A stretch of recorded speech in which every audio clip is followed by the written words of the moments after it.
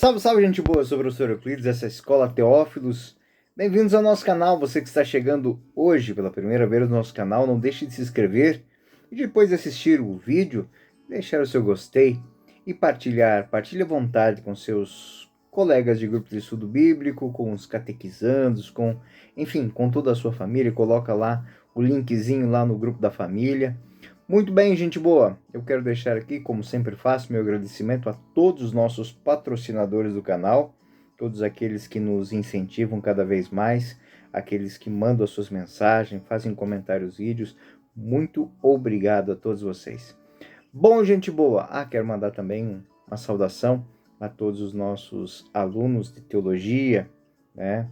Estamos aí com o estudo de Cristologia também pela Escola Teológica da Arquidiocese de Maringá. Muito obrigado a todos vocês. Bom, eu gostaria de dizer para os senhores que nós estamos fechando mais uma etapa. Nós hoje vamos fechar o Septenário dos Selos, que vai de Apocalipse 4 a Apocalipse 8, versículo 1. Bom, dentro dessa dinâmica, hoje nós vamos estudar. Existe no capítulo 7, no versículo 1 ao versículo 8, existe uma ruptura. Uma ruptura porque nós temos o capítulo 6, são 6 selos, né? E esta parada que vai acontecer, essa parada ela é para falar de um tema que é muito interessante e ele serve para a cristologia no Apocalipse. Ou seja, o Cordeiro, ele traz a salvação, ele traz a redenção, ele traz a transformação. E algo muito interessante, essa manifestação feita ao mundo, que serve como um paradigma de transformação, tem algo muito interessante, que esta salvação, esta redenção, no projeto de Deus, ela não é algo apenas para as 12 tribos de Israel, mas para a humanidade inteira. Então, o tema propriamente dito de hoje, os 144 mil de Israel, aqueles que são marcados com o sinal da salvação, o sinal do Cordeiro, é muito interessante porque é uma coleta de muitas imagens do Antigo Testamento e que se ampliam nesse foco que o evangelista São João quer dar para esse capítulo. Bom, é uma fórmula de transição que vai introduzir uma nova cena. Ela se estrutura em cima de duas partes bem objetivas. Apocalipse 7, 1, 3 são os 4 anjos, o anjo e o anjo do selo. Apocalipse 7, do 4 ao 8, a lista daqueles que são marcados, daqueles que são selados. Então, Apocalipse 1, nós temos a revelação de Jesus Cristo, que foi confiada por Deus para manifestar aos seus servos o que deve acontecer em breve, por intermédio de seu anjo. Isso é comunicado a João. Então, o número 4 domina a cena. O número 4 é um dígito, é um número tipicamente cósmico. Os 4 pontos cardeais, os 4 ventos, essa relação, ela manifesta que é algo universal. É uma terminologia que é herdada da geografia, mas que colocada dentro da dinâmica teológica do Novo Testamento e apocalíptica, vai falar dos 4 ventos, os 4 impérios universais. Bom, a ideia fundamental é que haja o domínio universal de Deus. E este domínio, ele se dá através da manifestação das forças angelicais. Então, feliz o leitor, Apocalipse 7, 3. Feliz o leitor e os ouvintes que observam as coisas escritas, porque o tempo está próximo. Então, os 4 anjos, e adicionando um outro, descrito com conotação positiva, é o nascer do sol, aquele que vai trazer esta nova aurora para a humanidade. Então, Característico deste anjo é o fato de que um selo que expressa o Deus vivo é o símbolo da propriedade, do pertencimento. E esta cena que nós temos aqui é um modelo do Antigo Testamento. É a visão de Ezequiel sobre a glória divina deixando o templo de Jerusalém. Então o terceiro anjo tocou a trombeta. Caiu então do céu uma grande estrela, a arder como um facho, e caiu sobre a terra, sobre a terça parte dos rios e sobre as fontes. Então é anunciada uma punição, né, para o povo pecaminoso de Israel. Mas esta punição poupa os inocentes, aqueles que não foram idólatras e que estão marcados na testa com um tal. Tal, sendo bem objetivamente, é a última letra do alfabeto hebraico, que na antiga caligrafia tinha o formato de uma cruz, né? Tem o sinal do fiel remanescente de Israel, que tem um sinal que será uma marcação. Apocalipse 9:4. Mas foi-lhe dito que não causasse dano à erva, mas somente aos homens que não têm o selo na fronte, os que não são marcados. E João reformula a cena de Ezequiel como um símbolo da intervenção de Deus na história de Israel. Apocalipse 7:4-8. Ouvi então o número dos assinalados, 144.000 assinalados, de toda a tribo dos filhos de Israel. Da tribo de Judá, 12.000, da tribo de Ruben, 12.000, da tribo de Gade, 12.000, da tribo de Asser, 12.000, da tribo de Neftali, 12.000, da tribo de Manassés, 12.000, da tribo de Simeão, 12.000, da tribo de Levi, 12.000, da tribo de Isacar, 12.000, da tribo de Zabulon, 12.000, da tribo de José, 12.000, e da tribo de Benjamim, 12.000 assinalados. 12 vezes 12. Então, aos detalhes, 12.000, né? Então, há detalhes retirados de Ezequiel e adicionado um número simbólico que é especificamente apresentado por João, né? Que são essa marcação, né? Que é aquela marca que amplia. Então, o valor qualitativo, ele é uma qualidade. Esse 144.000, 12 grupos de 12.000, não está falando de uma quantidade, mas de uma qualidade. São aqueles que se mantêm marcados com a grandeza divina, aqueles que não esqueceram de sua origem, aqueles que não abandonaram a imagem e semelhança de Deus. Então, essa é a grande realidade que está nesse número de 144.000. É evidente que é um artifício numérico. Eu falei isso. O povo judeu, ele não possuía muito essa relação com os conceitos. Então, muitos conceitos, eles são expressos de uma forma numérica. Então, esta forma numérica é para marcar que estes são aqueles que mantêm a sua dignidade de filhos de Deus. Este grupo é distinguido de uma inumerável multidão. Depois disso, de uma grande multidão que ninguém podia contar, de toda tribo, povo, nação, língua. É de novo 4, né? Ou seja, espalhados por toda a terra, que estavam de pé diante do Cordeiro, com vestes brancas e palmas nas mãos. E aqui é a marca da redenção. Né? O contraste também, os 144.000, detalhe da insistência na origem das tribos de Israel. A multidão inumerável de cada povo. E aí nós temos o início da terceira imagem, a multidão que ninguém pode contar. E aí que eu digo que é uma parte muito importante para a cristologia. A salvação não é algo que foi dado ao povo de Israel, mas que foi confiado ao povo de Israel para que o povo de Israel levasse ao mundo. E de fato, de Israel, do povo de Israel, nasce Jesus. Então, esta fórmula, ela vai ampliar a bênção de Israel. É uma bênção que está... Os 144 côvados de uma muralha que é descrita por Ezequiel, ela mostra que todo israelita deveria proteger a lei, proteger a história, proteger a história da salvação. Eu falei muitas vezes isso nas minhas aulas.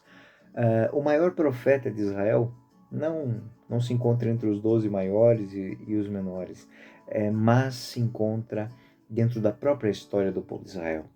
Toda e qualquer ação que aconteceu dentro deste povo, ela é uma manifestação que faz paralelo com aquilo que estava sendo preparado. A terceira cena que é introduzida, então, é a visão de uma cúpula, de um septenário. E aí nós temos Apocalipse 7, 9, 10, é a descrição da multidão. Apocalipse 7, 10, 11, 12, que é uma ação litúrgica. O Apocalipse 7, 13 e 17 é um esclarecimento que o próprio texto faz. Isso é marca da tradição apocalíptica, que apresenta a cena e a significação. Apocalipse 7, 9 e 10. Toda tribo, povo, nação, toda nação, tribo, povo e língua conservam-se de pé diante do trono. A salvação, no versículo 10, é obra de nosso Deus, que está sentado no trono, o do Cordeiro. Ou seja, é de Cristo que vem a salvação a todo mundo. Não somente os eleitos de Israel, mas uma multidão incalculável. Então a salvação não é dom de Israel. A salvação é dom do mundo. A salvação veio para toda a humanidade, porque não é só o povo de Israel que sofre perseguição, mas é a humanidade toda. Então, e algo muito interessante, porque quando ele cita nação, povo, língua, que ele mostra esse tribo, ele mostra esse 4, ele está falando que é uma redenção cósmica. Os 4 elementos são apresentados aqui. Todo homem, homens de toda tribo, língua, povo e raça. Ou seja, ela é simbolicamente um ato universal. Apocalipse 6,17. Porque chegou o grande dia, o dia da ira. Quem pode subsistir? E essa apresentação, ela tem relação especial com Deus. A manifestação de Deus vai fazer com que todas as realidades universais sejam desveladas. Aquilo que estava escondido será desembrulhado. Os participantes da redenção são manifestados por essa simbologia daqueles que portam vestes brancas. É símbolo também de um batismo, é símbolo também de uma presença de Deus, dentro de uma grande liturgia, porque eu vi no meio do trono 4 animais e no meio dos anciãos um cordeiro, como que de pé imolado, que tinha 7 chifres, 7 olhos, que são os 7 Espíritos de Deus enviados à Terra. Isso nós vamos encontrar em Apocalipse 5, 6, e que repercute dentro de Apocalipse 7, 11 e 12. Todos os anjos estavam ao redor do trono, anciãos, 4 animais, prostravam-se com a face em terra diante do trono e adoravam Deus, dizendo: Amém. Louvor, glória, sabedoria, ação de graças, honra, poder, força ao nosso Deus nos séculos dos séculos. Então, é um canto litúrgico, uma celebração que se faz quando todos os redentos, todos os redimidos se reúnem. São miríades de miríades, são milhares de milhares. Então, esta é bonito porque o Cordeiro é digno de receber poder, riqueza, sabedoria, força, glória, honra e louvor. Então, novamente, a perfeição é o número 7, é a perfeição da ação de graças. Todas as criaturas devem levar a Deus a perfeição da graça. Quando? Séculos dos séculos. Por todo sempre. E aí os 4 animais, esse símbolo cósmico, o mundo dará, o cosmos dará ação de graças dizendo amém. E aí a adoração se torna universal. Então, o que se apresenta aqui é a ampliação. A redenção não é somente do homem, mas de toda a universalidade, de todo o cosmos, de toda a criação. a conversão, a mudança de vida, a mudança de atitude, a transformação, ela não é focal no pecado. Ela é uma recomposição da unidade. Ela é uma recomposição da sanidade do mundo.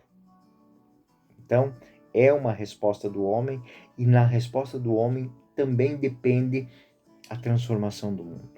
Ou seja, cada homem que adere à proposta de Cristo, busca a sua redenção, ele repercute no mundo, trazendo ao mundo a salvação, trazendo ao mundo a,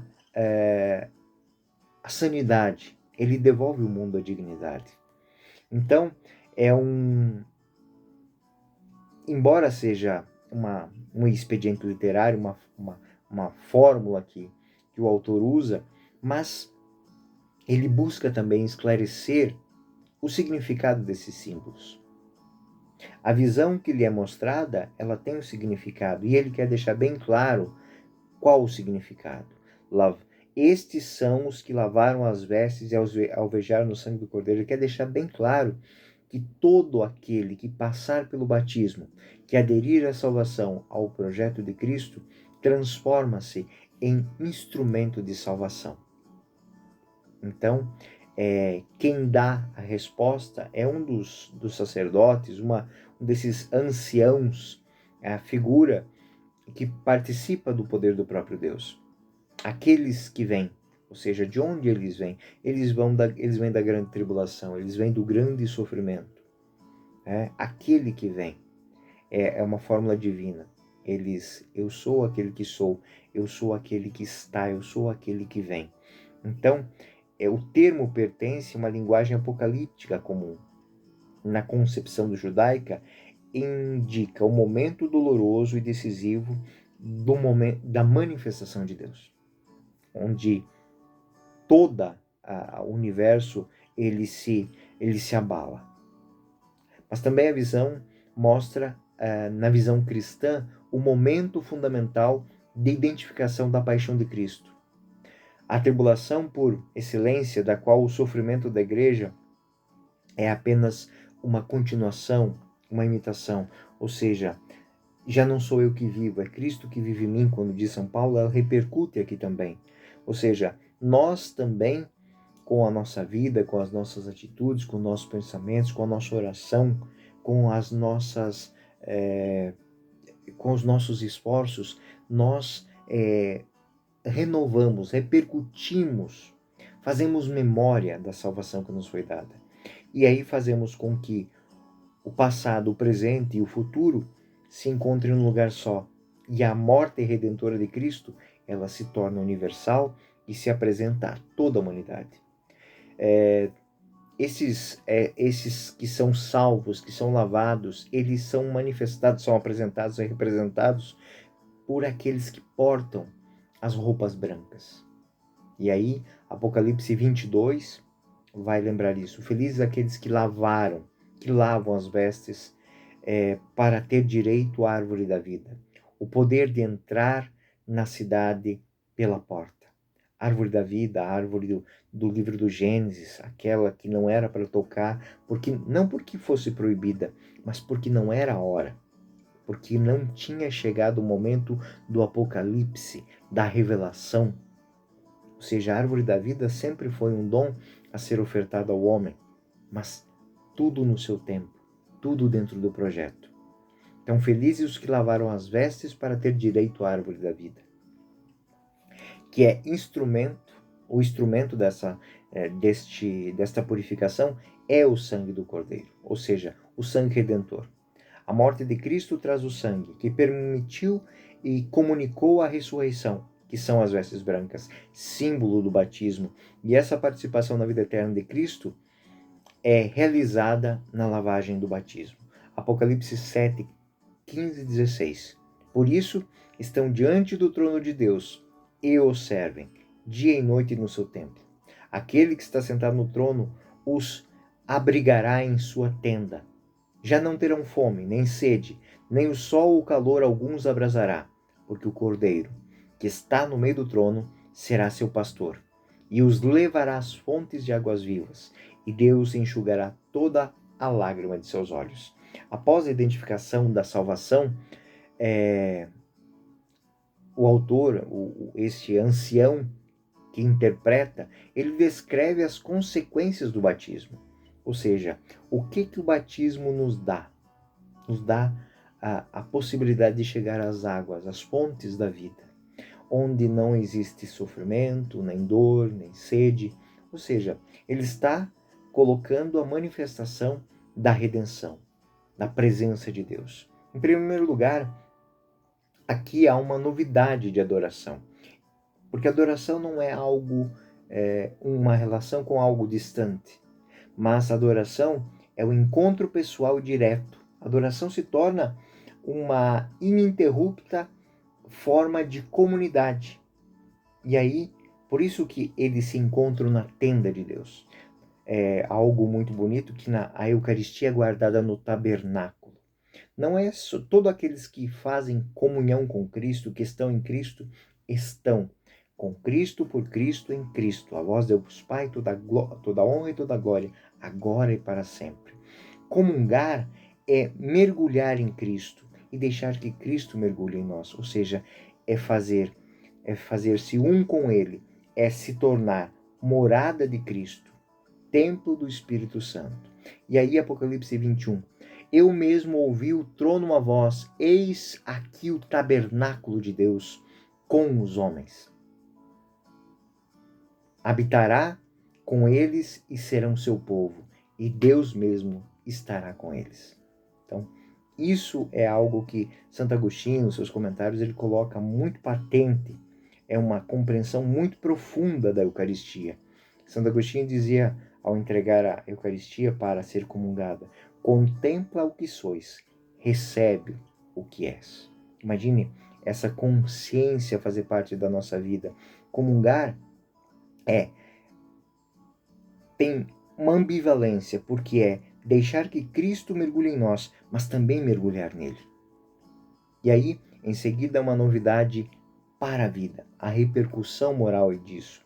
Uma vez que Deus nos consolou como povo de Deus, nos trouxe o verdadeiro êxodo, ou seja, nos abriu o caminho, nos abriu o espaço. Duas citações são tiradas dos pergaminhos de Isaías que vão falar disso. Não sentirão fome nem sede, o vento quente e o sol nos castigarão, porque aquele que tem piedade deles, os guiará e os conduzirá às fontes. Isaías 25, 8. A primeira citação era de Isaías 49, 10. A segunda é de Isaías 25. E fará desaparecer a morte para sempre. O Senhor Deus enxugará as lágrimas de todas as faces e tirará de toda a terra o opróbrio que pesa sobre seu povo, porque o Senhor o disse. O autor descreve uma nova situação para o mundo, uma nova situação para este povo do Messias, que cumpre os seus desejos. Apocalipse 21 deixa isso bem claro. Novamente ele disse, está pronto. Eu sou o Alfa e o Ômega, o começo e o fim. E quem tem sede, eu darei gratuitamente de beber da fonte da água viva. Ou seja, a morte não tem mais significado. Então, a visão desta cena dos 144.000, ela é muito positiva. Ela expande toda a expectativa de salvação, de transformação. O céu, a eternidade, passa a ter uma outra conotação. Ou seja, ela já começa aqui, com a minha pertença a Deus, com a minha busca de Deus, com o meu encontro com Deus. E aí, finalmente, a novidade do pastor. O Cordeiro é o guia do povo. Jesus Cristo é o centro do plano divino que está no meio do trono. E a interpretação definitiva é dada como Deus que é pastor. Isso é uma visão de Ezequiel. Pois eis que diz o Senhor Javé, vou tomar eu próprio cuidado com as minhas ovelhas. Eu velarei por elas. No versículo 15, sou eu que apacentarei as minhas ovelhas. Sou eu que as farei repousar. Oráculo do Senhor. Esse sou eu em hebraico é Yahvé. Yahvé é Deus que é o pastor. É Deus que busca a ovelha. É Deus que as faz repousar. No versículo 23, para pastoreá-las suscitarei um só pastor. Meu servo Davi, será ele quem conduzirá a pastagem e lhes servirá de pastor. Então esse é um título messiânico, ou seja, a única causa e modelo de salvação, ou seja, Cristo, o bom pastor, é a manifestação de Deus, ou seja, o verdadeiro pastor que apacenta as ovelhas é Deus. E aí nós temos o sétimo selo. Então nós tivemos no capítulo 6 os 6 primeiros selos, aqui tivemos eles preparam a salvação. Aqui diz a quem ela será. E o sétimo selo, que está em Apocalipse 8:1, vai falar de quê? Da redenção. A redenção cristã é celebrada no sétimo selo. Celebrada no sexto selo. E o sétimo corresponde ao cumprimento desta bênção, que foi dada no sexto, para toda, repercutindo na história da salvação. Uma vez que o último selo tenha sido removido, o mistério do livro, o plano divino, pode ser finalmente lido. Ou seja, o silêncio evoca, o silêncio canta, e uma grande expectativa e o desânimo universal diante da manifestação do Senhor. E aí, nós temos essas memórias já apresentadas no Salmo 76, 9 e 10. Do alto céu proclamaste a sentença, calou-se a terra de tanto pavor. Quando Deus se levantou para pronunciar a sentença de libertação em favor dos oprimidos da terra. Também Sofonias, o silêncio diante do Senhor, porque o dia do Senhor está próximo, o Senhor preparou um sacrifício e santificou seus convidados. Zacarias 2,17, toda criatura esteja em silêncio diante do Senhor. Ei-lo que surge de sua santa morada. E essa indicação cronológica revela uma curta duração, um tempo imperfeito. E aí o centenário dos selos, na verdade, não pôs fim à revelação, mas a deixou livre para ser proclamada, livre para ser anunciada. Começa de novo outro septenário, que vai retomar desde o início as apresentações do trabalho da salvação realizados em Cristo. De certa forma, o sétimo selo abrange todo o resto do livro do Apocalipse. Imediatamente, ele vai incluir uma visão inicial que introduz o setenário das trombetas, que vai do capítulo 8, 2 ao capítulo 11. E aqui eu termino esta rápida síntese sobre o capítulo 7 e o capítulo 8, versículo 1, mostrando o significado dos 144.000, que é muito simples, ou seja, a expansão universal da salvação, que é para todos. E o sétimo selo, que se abre no versículo 8:1, tudo está revelado, tudo está apresentado. Agora cabe ao mundo reconhecer esta salvação. E aí vai entrar o símbolo das trombetas, que é a proclamação. Proclamar aos 7 cantos, aos 4 cantos do mundo, de maneira espantosa, esta salvação que nos foi anunciada. Bom, mas esse é o tema da nossa próxima lição. Eu sou o professor Euclides, esta é a Escola Teófilos. Bem-vindos ao nosso canal. Se chegou agora, não deixe de se inscrever e depois de assistir, deixar o seu gostei e partilhem à vontade. Fiquem com Deus, um bom estudo, uma boa meditação sobre esse texto que é muito importante para a nossa vida. Saber que a salvação é para todos. Saber que a salvação deve ser levada a todos e que eu faço parte desta salvação, porque este é o grande projeto original de Deus. Fiquem com Deus. A paz de Cristo.